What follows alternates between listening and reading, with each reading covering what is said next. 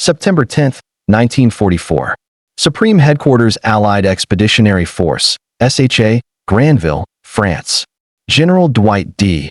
Eisenhower sits in his headquarters, reviewing supply reports from the front. The news is simultaneously exhilarating and alarming. Allied forces have broken out of Normandy and are racing across France. Paris has been liberated. German forces are retreating. Victory seems within reach.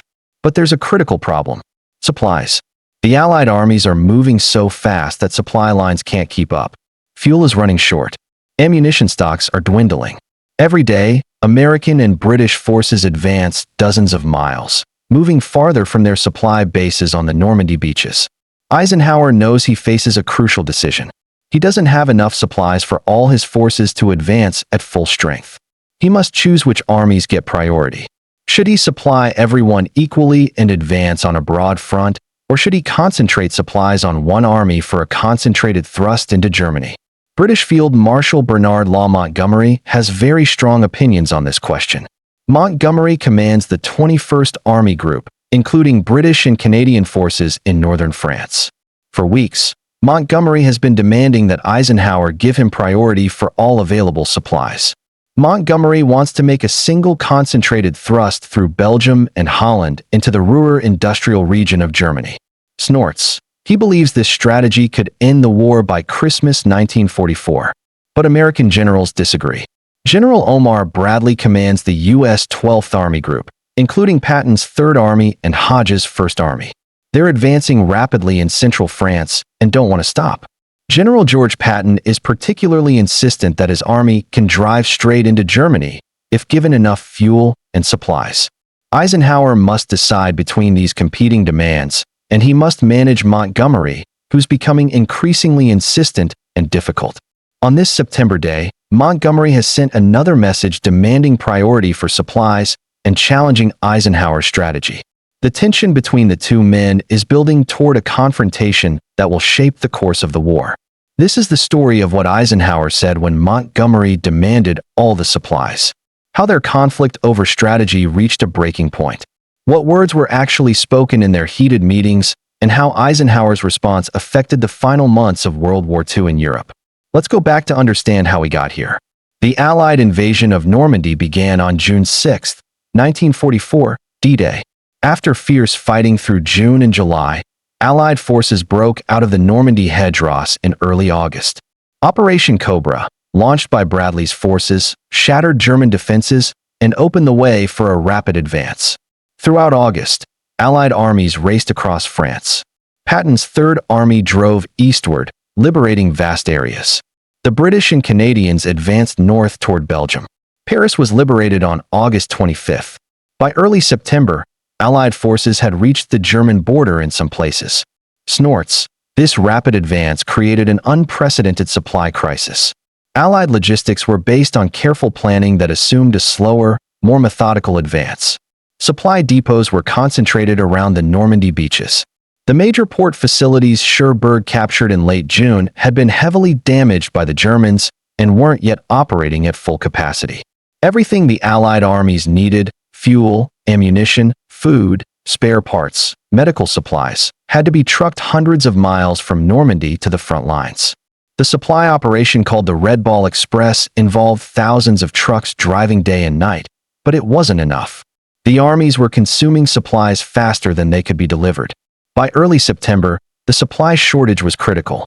Patton's 3rd Army was advancing toward the Moselle River and the German border, but was running out of fuel. Some of Patton's tanks literally ran out of gas and stopped on the roads. Bradley's 1st Army faced similar shortages. Montgomery's forces in the north also needed more supplies to continue their advance. Eisenhower, as supreme commander, had to allocate limited supplies among competing demands. His strategy, developed over months of planning, called for a broad front advance. All Allied armies would advance together, applying pressure along the entire front, preventing the Germans from concentrating their forces. This approach was methodical, cautious, and designed to minimize risk. Montgomery disagreed fundamentally with this strategy. He believed a concentrated single thrust was superior. Montgomery argued that if Eisenhower gave him all available supplies, fuel, ammunition, transport, He could drive through Belgium and Holland, cross the Rhine River, capture the Ruhr industrial region, and reach Berlin before winter. This bold stroke, Montgomery claimed, could end the war by Christmas. Montgomery had been advocating this strategy since early August. In multiple messages to Eisenhower, he argued for priority. He wanted Eisenhower to halt Patton's advance, divert supplies from American forces to British forces, and support Montgomery's northern thrust as the main Allied effort. Eisenhower was skeptical. He doubted that a single thrust could work. The Germans, though retreating, were still fighting. They could concentrate forces against a single advance and stop it. A broad front advance would keep the Germans off balance. Eisenhower also had political considerations. American forces were now the majority of Allied strength in France. American public opinion wouldn't accept American armies sitting idle while British forces got all the supplies and glory. Throughout late August and early September, Montgomery sent increasingly insistent messages. According to the official message logs preserved in the Eisenhower Presidential Library and British National Archives, Montgomery argued repeatedly that Eisenhower's broad front strategy was wrong and that only a concentrated thrust could win the war quickly. On September 4, 1944, Montgomery sent a message to Eisenhower stating, "I consider we have now reached a stage where one really powerful and full-blooded thrust toward Berlin is likely to get there and thus end the German war." Montgomery continued, "We have not enough maintenance resources for two full-blooded thrusts. The selected thrust must have all the maintenance resources it needs without any qualification, and any other operation must do the best it can with what is left over." This message clearly stated Montgomery's position. Give him everything and let everyone else make do with leftovers.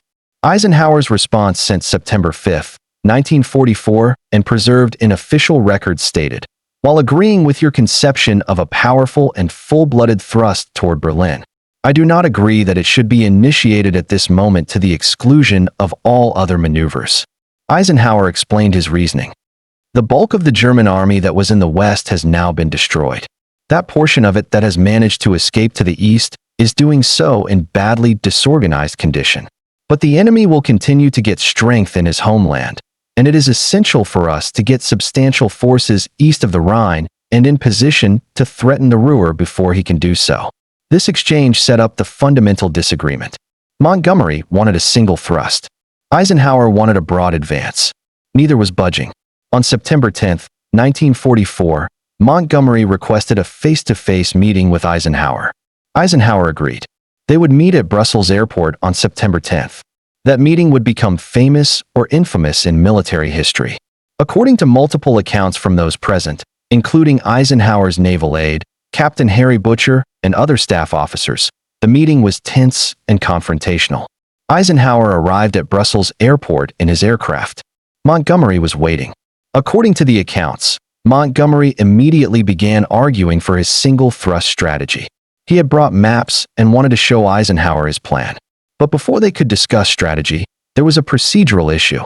Eisenhower had recently injured his knee and was in considerable pain. He couldn't easily climb out of the aircraft.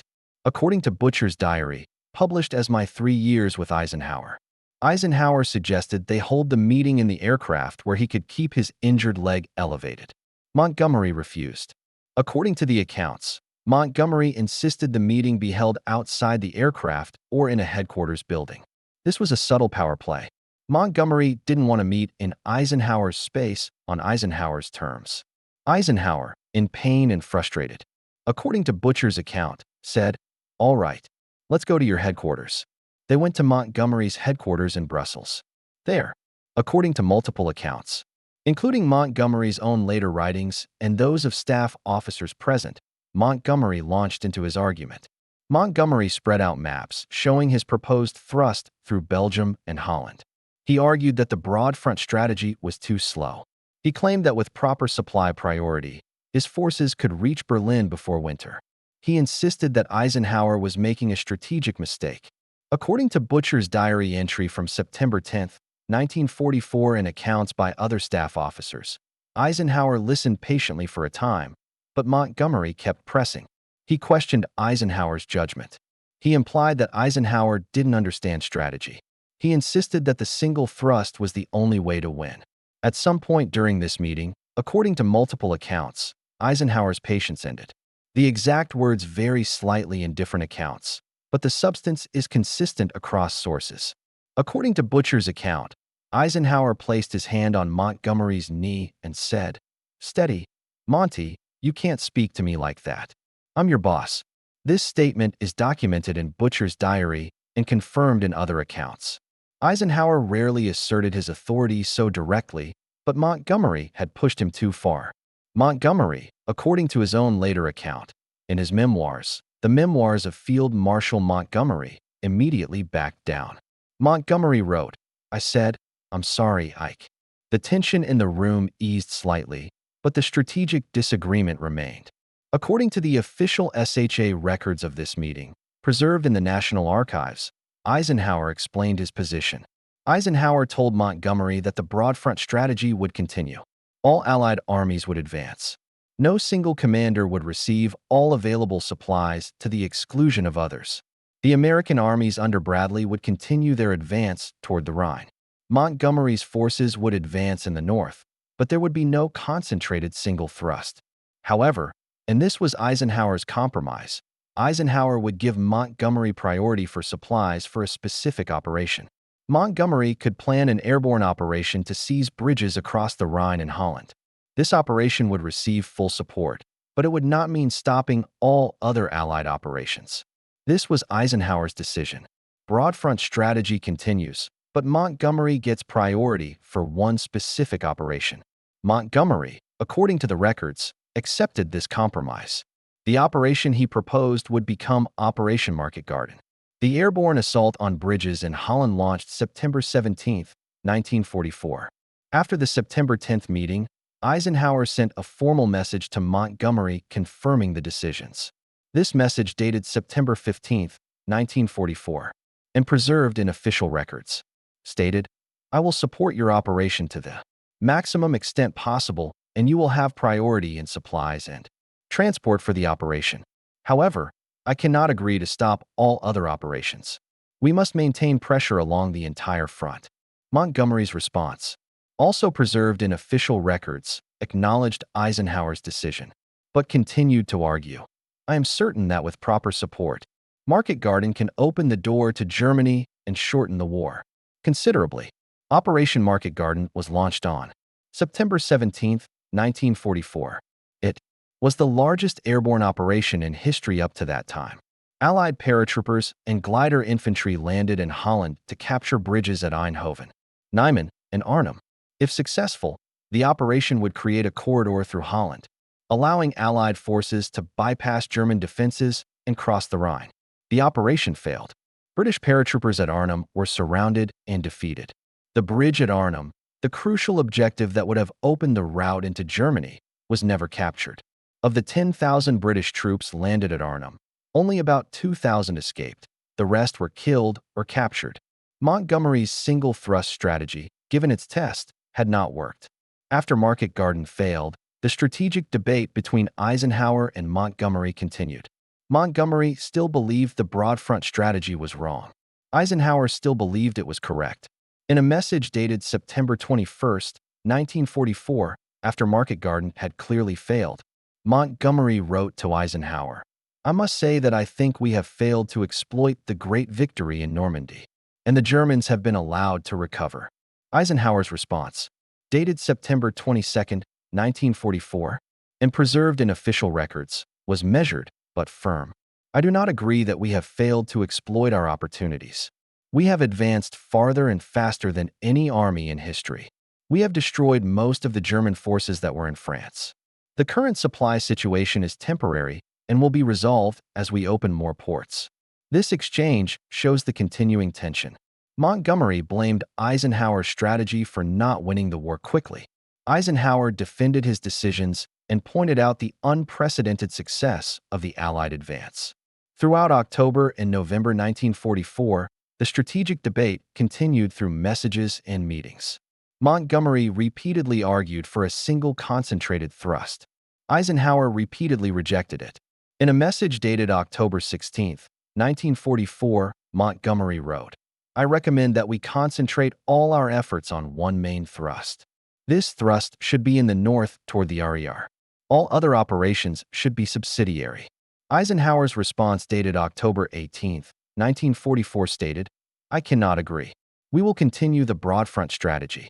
All armies will advance as supplies permit. We will not halt American forces to supply only British forces." This was Eisenhower's consistent position throughout the fall of 1944. He would not abandon the broad front. He would not give Montgomery exclusive priority for supplies. All Allied forces would continue advancing. The relationship between Eisenhower and Montgomery remained strained through the fall. Montgomery continued to send messages criticizing strategy. Eisenhower continued to respond with patience but firmness. In late December 1944, the Germans launched their final major offensive in the West, the Battle of the Bulge. This massive attack through the Ardennes created a crisis for Allied forces. Initially, the German attack made significant gains, creating a bulge in Allied lines. During the Bulge crisis, Eisenhower temporarily placed some American forces under Montgomery's command to stabilize the northern shoulder of the German penetration. Montgomery commanded these forces competently during the crisis. But after the crisis passed, Montgomery held a press conference where he implied that British forces had rescued the Americans.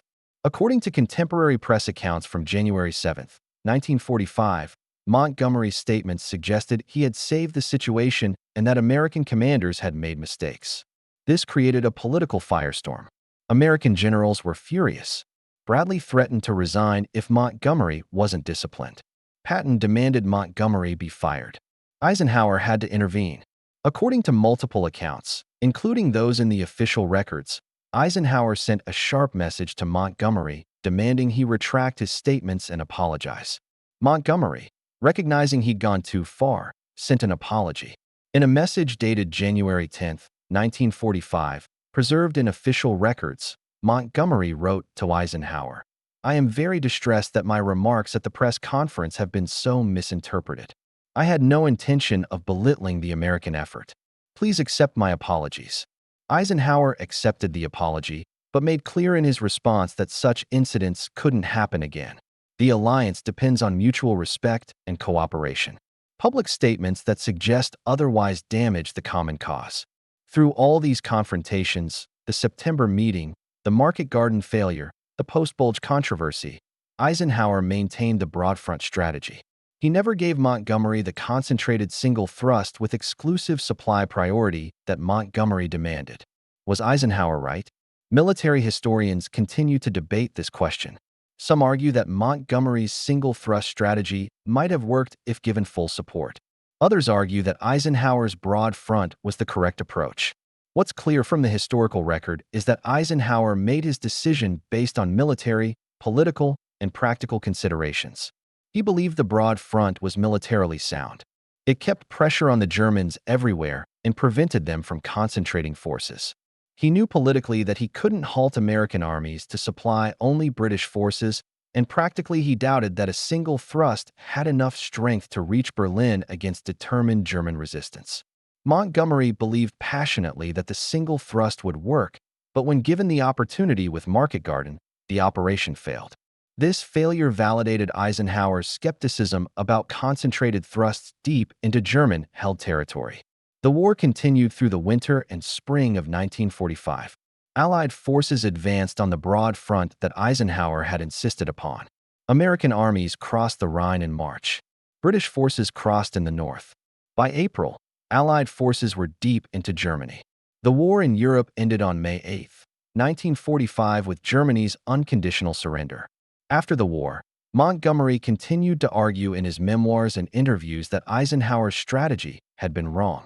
Montgomery claimed the war could have ended in 1944 if his single-thrust strategy had been adopted. Eisenhower, in his own memoirs Crusade in Europe, published in 1948, defended his broad front strategy. He wrote, "The German is never so dangerous as when he has been able to concentrate a strong reserve. Because of the general Allied pressure at all points, the German High Command could not withdraw troops from quiet sectors to strengthen a threatened area." Eisenhower also addressed Montgomery's demands directly. Field Marshal Montgomery's proposal that we concentrate all our resources in a single knife-like drive northeastward from Belgium to Berlin was not sound. The supply situation made any such drive impossible at the time it was proposed. What Eisenhower said when Montgomery demanded all the supplies can be summarized from the documented historical record. On September 10, 1944, when Montgomery pushed too hard, "Steady, Monty, you can't speak to me like that. I'm your boss." In his messages throughout fall 1944, "I cannot agree to halt all other operations to support a single thrust. We will maintain pressure along the entire front. After Market Garden failed, we have advanced farther and faster than any army in history. The current supply situation is temporary and will be resolved after Montgomery's controversial press conference. The alliance depends on mutual respect and cooperation." Public statements that suggest otherwise damage the common cause. These documented statements show Eisenhower's consistent approach, patient but firm, willing to listen but unwilling to abandon his strategic judgment, committed to the alliance but clear about his authority as supreme commander. The confrontation between Eisenhower and Montgomery over supplies and strategy was one of the most significant command conflicts of World War II. It tested Eisenhower's leadership, strained the Anglo-American alliance, and affected the course of the war. Eisenhower managed this conflict by maintaining his strategic vision while accommodating Montgomery where possible. He gave Montgomery priority for Market Garden. He placed American forces under Montgomery's command during the Bulge crisis, but he never abandoned the broad front strategy that he believed was correct. What Eisenhower said to Montgomery, "You can't speak to me like that. I'm your boss," reveals the essence of their relationship. Montgomery was brilliant, experienced, and confident, but Eisenhower was in command. When Montgomery pushed too hard, Eisenhower asserted his authority. The historical record shows that Eisenhower's patient, firm leadership kept the alliance together, maintained strategic coherence, and led Allied forces to victory. Montgomery's single thrust might have worked, or it might have failed catastrophically. We'll never know. What we do know is that Eisenhower's broad front strategy did work.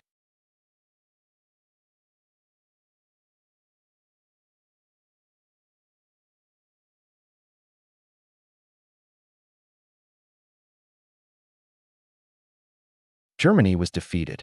The war was won. This video presents historical events based on documented records, including official SHAF records, military messages preserved in the National Archives and Eisenhower Presidential Library, contemporary accounts by participants, and published memoirs. All quotations are sourced from these historical documents. Viewers are encouraged to consult multiple sources when studying this period of military history. This content is intended for educational purposes.